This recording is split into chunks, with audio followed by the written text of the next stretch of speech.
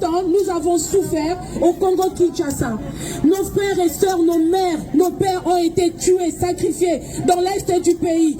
Nous n'avons pas pu répliquer parce que en tête du pays, on a eu un étranger, un frère rwandais, du peuple rwandais, à la tête de RDC Congo.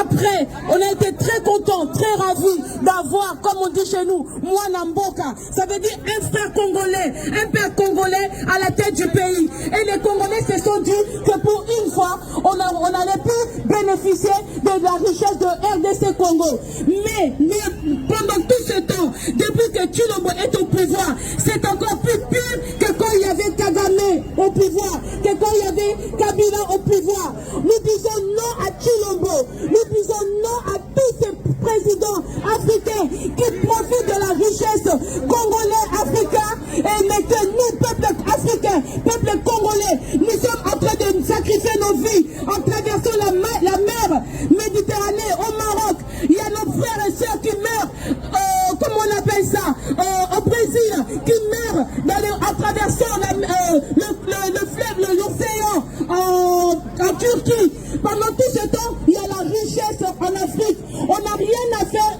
en Europe, parce que c'est l'Afrique qui enrichisse l'Europe. Et je dis non à Tshilombo.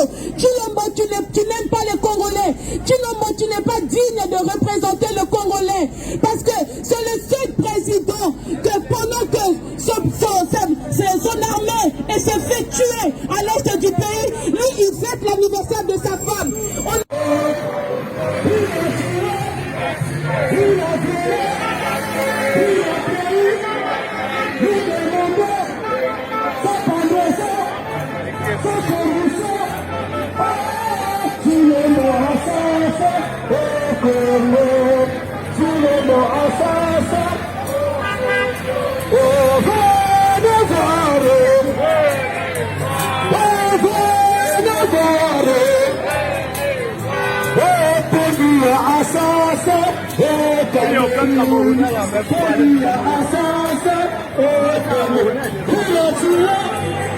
Il a tué